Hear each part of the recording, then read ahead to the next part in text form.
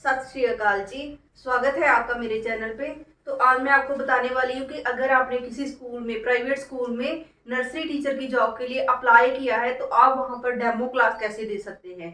कई बार ऐसा होता है जैसे ही आप इंटरव्यू के लिए जाते हैं तो उसी दिन आपसे डेमो ले लिया जाता है, तो इसीलिए आप पहले से ही तैयारी करके जाइएगा जिस दिन आप इंटरव्यू के लिए जा रहे हैं। कुछ स्कूल में ऐसा होता है कि बच्चों को बिठा दिया जाता है आपके सामने, तो आपको उनको पढ़ाना होता है। लेकिन कई स्कूल क्या करते हैं कि टीचर्स को बिठा देते हैं रूम में। 5-6 टीचर इकट्ठे करके आपके क्लास में बिठा दिए जाएंगे और आपको बोला जाएगा कि चलिए मैम आप सोचिए कि ये बच्चे हैं और आपको इनको पढ़ाना है।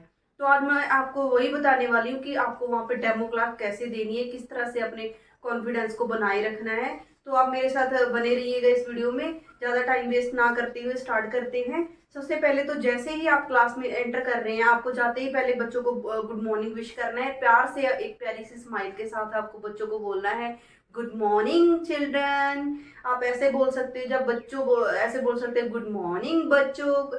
जैसा भी आपको ठीक लगे, एक प्यारी सी स्माइल के साथ आपको छोटे बच्चों के साथ आपको डील करना है। तो इस तरह से गुड मॉर्निंग विश करने के बाद अगर आपके क्लास में टीचर बैठे हुए हैं आपकी डेमो लेने के लिए, तो आपको वेट नहीं करना है कि वो आपको रिप्लाई करेंगे, रिस्पॉन्स देंगे कि गुड मॉर्निंग मैम ऐसे करके। तो आपको वेट नहीं करना है। अगर बच्चे बैठे तो आप वेट कर सकते हैं, बच्चे आपको रिप्लाई भी देंगे गुड मॉर्निंग मैम ऐसे करके। नहीं तो आपको रिप्लाई का वेट ना करते हुए आपको आप अपना आगे का काम स्टार्ट कर देना है। तो आगे आप जैसे ही आप पढ़ाना स्टार्ट करेंगे, सबसे पहले आपको नर्सरी क्लास के छोटे बच्चे जो पहली बार स्कूल आते हैं, तो वो सबसे पहले आप एक पॉइंट से स्टार्ट कर सकते हैं। जैसे ही आपको पढ़ाना स्टार्ट करना है, आप एक पोएम अच्छी सी कोई याद करके चले जाना, कोई इंग्लिश की, हिंदी की, दोनों आप याद करके जाना। क्योंकि वहाँ पे जो टीचर बैठे होते हैं कई बार वो आपको बोल देते हैं कि मैम आपने इंग्लिश की करवा दी है, आप हिंदी की भी एक पोएम करवा दीजिए। ऐसे करके आपको बोल दिया जाता है कि आपकी ये करवा दीजिए, आप ये करवा के दिखाइए। तो इस तरह से आपको हर एक चीज़ की तैयारी पहले से करके जाना है।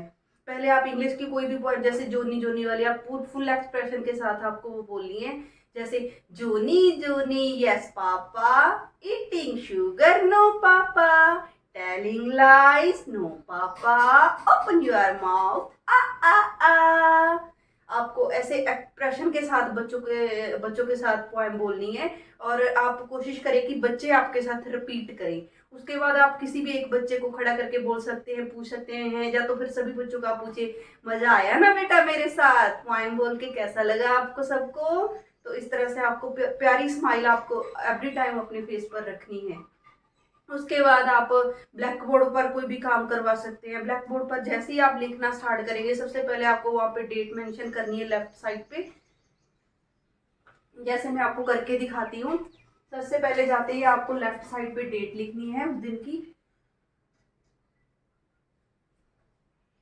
जैसे आज 11th ऑफ अगस्त है, इस तरह से आपको डेट मेंशन कर देनी है। उसके बाद आपको डेट मेंशन करने के बाद आपको बच्चों को बताना है कि चलो बच्चों अब हम पढ़ेंगे A to Z। ABC पढ़ोगे ना मेरे साथ। तो इस तरह से प्यारी सी स्माइल के साथ बच्चों के ब्लैक बोर्ड पे आप ABC लिख सकते हैं, A to Z ऐसे करके आप बोलेंगे। और साथ साथ में ऐसा ना हो कि आप लिखने में बिजी हो जाएं और बच्चे वहां पे खेल रहे हैं, जब मस्ती कर रहे हैं आपस में, ऐसा नहीं होना चाहिए। आपको बच्चों के साथ मतलब कांटेक्ट बनाए रखना है। जैसे जोर जोर से आपको साथ में एक वर्ड को एक बार रिपीट करना है और साथ साथ में लिखते जाना है। देखो बेटा मेरे साथ बोलो, ए, बी, सी, डी,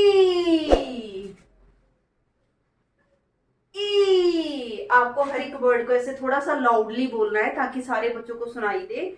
उसके बाद एक वर्ड लिखते समय आपको बच्चों की तरफ देखना है। ऐसा ना हो कि आप बस ऐसे लिखते जा रहे हैं। बोलो बच्चों, ए, बी, सी, ऐसे नहीं करना है, आपको बच्चों की तरफ देखना है ताकि बच्चों को भी पता चले कि हाँ मैम का ध्यान है हमारी तरफ, और आपका ध्यान भी बच्चों की तरफ जाता रहे कि बच्चे कहीं खेल तो नहीं रहे, मस्ती तो नहीं कर रहे। तो इस तरह से आपको लिखते जाना है। आप चाहे तो फुल ABC लिखकर दिखा सकते हैं। उसके बाद आप फुल ABC पढ़ाने के बाद आप जैसे बीच में से फिर से आप एक हिंदी की पोएम करवा सकते हैं। जैसे कोई भी, आज मंगलवार है, तोते को बुखार है, तोता गया डॉक्टर के पास, डॉक्टर ने लाई सुई, तोता बेटा बोला उई उई उई। ऐसे करके आप फिर बीच में आप बच्चों को हिंदी के पोएम सुना सकते हैं और फिर बच्चों को बोलेंगे क्यों बच्चों मजा आया ना, वाओ। तो अभी हम सीखेंगे 1 to 10, तो सीखोगे ना सभी मेरे साथ 1 to 10। इस तरह से आपको बच्चों को खेल खेल में पढ़ाना है। उसके बाद फिर ये फुल एबीसी लिखने के बाद आप बच्चों को 1 to 10 करवा सकते हैं। इसको हम रेज कर देंगे। हाँ तो बेटा चलो 1 2 बोलते हैं, बोलोगे ना मेरे साथ? अच्छा बोलो 1 1 2 3 4 5 6 7 8 9 1 0 10। तो मजा आया ना 1 2 सीख के? तो इस तरह से आप बच्चों को टैकल कर सकते हैं। बीच बीच में आपको बच्चों को खेल खेल में पढ़ाना है। आपको बीच बीच में बच्चों के साथ आपको प्यारी प्यारी बातें करते रहना है। जैसे जैसे किसी का नाम पूछ लिया, उसे बोल दिया क्यों बेटा मजा आया ना आपको। और जैसे आप 1 2 पढ़ाएंगे जब आप, तो आपको एक एक वर्ड पहले लिखना है, फिर बच्चों की तरफ देखना है। ऐसा ना हो कि आप बस लिखते जा रहे हैं, वो पीछे आपको पता ही नहीं चल रहा कि क्या हो रहा है। इसलिए आपको पीछे देखना है साथ साथ में। इस प्रकार से आप 1 2 करवा सकते हैं। उसके बाद फिर जो टीचर आपकी क्लास में आपकी डेमो लेने के लिए बिठाए होंगे, तो वो भी आपको बोल सकते हैं कि मैम आप ये करवाइए, ये करवाइए। तो अगर वो आपको कुछ बोल रहे हैं कि आप ये जैसे हिंदी की वर्णमाला करवा दीजिए या पंजाबी की वर्णमाला करवा दीजिए, तो आप वो भी करवा सकते हैं बच्चों को। तो जैसे आप, तो उसकी भी आप तैयारी करके जाना। जैसे हिंदी के वर्णमाला के स्वर हो गए, व्यंजन हो गए, पंजाबी के स्वर व्यंजन हो गए, आप उन सब की तैयारी करके जाना। और साथ में थोड़ी सी जीके की भी तैयारी, जैसे कितने स्वर और व्यंजन है पंजाबी और हिंदी में, इंग्लिश में, वो सब आप तैयारी करके जाना साथ में। तो इसके बाद आप बच्चों को अपने साथ जैसे एबीसी पढ़ा रहे हैं, एबीसी पढ़ाते समय आप बच्चों को साथ में पिक्चर भी ड्रॉ कर सकते हैं। जैसे इसके बाद इसको हम रेज कर देंगे। आप चाहे तो 1 2 के साथ भी पिक्चर ड्रॉ करके आप बच्चों को दिखा सकते हैं। जैसे फिर चलो बच्चों अभी हम पढ़ेंगे ए फॉर एप्पल। तो आप मेरे साथ बोलोगे ना? चलो A for apple, B for ball, C for cat, D for doll, E for eagle, E for eagle। आप इस तरह से बच्चों को पिक्चर ड्रॉ करके पढ़ाएंगे तो उनको ज्यादा अच्छा लगेगा, क्योंकि बच्चों को पिक्चर के साथ बच्चे बने रहेंगे आपके साथ। अगर आप ओनली एबीसी पढ़ाएंगे तो वो थोड़ा सा बोर हो सकते हैं, लेकिन अगर आप पिक्चर्स के साथ ड्रॉ करके सिखाएंगे तो उनको ज्यादा अच्छा लगेगा। तो इस प्रकार से आप बच्चों को A to Z, A for Apple करके पढ़ा सकते हैं। इसके बाद अगर टीचर आपसे पूछ ले कि बच्चों को लिखना कैसे सिखाना है, या तो अगर आप अपनी तरफ से लिखना भी सिखाना चाहते हैं, तो आप इस प्रकार से बच्चों को बता सकते हैं। इस सबको हम रेज कर देंगे।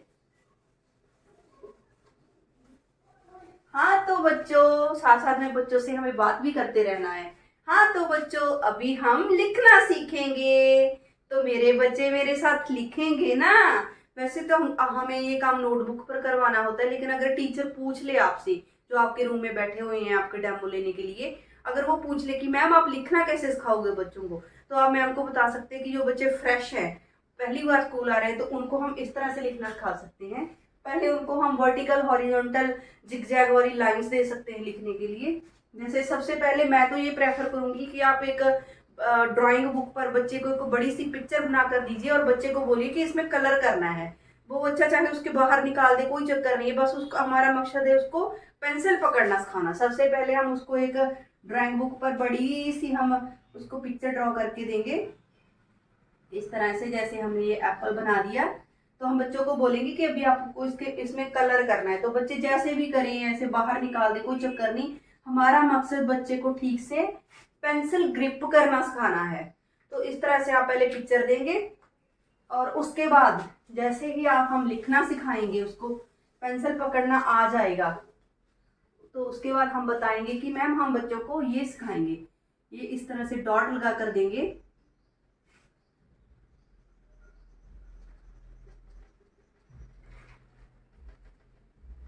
ये इस तरह से जिग जैग वाली लाइंस, उसके बाद ये वाली लाइंस, इनको हम ऐसे भी ड्रॉ कर सकते हैं। जैसे 2-4 दिनों में बच्चों को ये वाली लाइंस पर लिखना है, ऐसे बच्चे पेंसिल के साथ ऐसे करेंगे। कभी ऐसा नहीं है कि बच्चे पहले ही दिन सीधे मतलब ऐसे ऐसे करना सीख जाएंगे। पहले दिन बच्चे ऐसे ऐसे कुछ भी कर सकते हैं, क्योंकि उनको भी लिखना आता नहीं है। तो हम हाथ पकड़ उनको करवाएंगे, फिर कोशिश करेंगे कि वो खुद से लिखें। उसके बाद फिर हम ये वाली लाइंस देंगे। सबसे पहले ये वाली ऐसे स्लीपिंग लाइंस, स्टैंडिंग लाइंस, उसके बाद फिर ये वाली लाइंस, स्लीपिंग लाइंस देंगे। ठीक है, तो इस प्रकार से हम धीरे धीरे करके बच्चों को पहले लाइंस ड्रॉ करना सिखाएंगे। पहले हम डॉट लगाकर लाइंस ड्रॉ करना सिखाएंगे, फिर उनको वर्ड पर लेकर आएंगे कि कैसे वर्ड कैसे बनाए। जैसे ए कैसे बनानी है, वो तो मतलब कम से कम बच्चों को यहाँ तक आते आते कम से कम 15 से 20 दिन लग जाएंगे, ज़्यादा से ज़्यादा 1 मंथ लग सकता है उनको। तो ये सब चीज़ें हम सबसे पहले बच्चों को लिखने में करवाएंगे। उसके बाद फिर हम उनको एबीसी पर लेकर आएंगे। ऐसा नहीं है कि बच्चे पहले ही दिन से एबीसी लिखना स्टार्ट कर देंगे। तो इस प्रकार से आप बच्चों को लिखना सिखा सकते हैं। उसके बाद अगर टीचर कोई डेमो वाले टीचर आपसे कोई क्वेश्चन कर रहे हैं तो अब उसके बारे में उनको आंसर कर सकते हैं कि हम मैम ऐसे करवाएंगे, ऐसे करवाएंगे। तो इस प्रकार आप करवा सकते हैं। बाकी आपको जैसे जब आप डेमो क्लास देने के लिए जा रहे हैं तो आपको सबसे ज़्यादा ध्यान इस बात का रखना है कि आपका गेटअप कैसा हो, आपका बोलने का ढंग कैसा हो।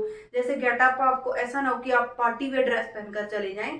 आपको कोई भी सिंपल ड्रेस पहनकर जानी है। जैसे ही हम किसी स्कूल में पढ़ाने के लिए जाते हैं तब हम मतलब जाते हैं। ऐसा ना हो कि हम कोई शादी वगैरह वाली पार्टी वेयर ड्रेस पहनकर चले जाएं, तो वो थोड़ा अच्छा नहीं लगता, बैड इंप्रेशन पड़ता है उस चीज़ का।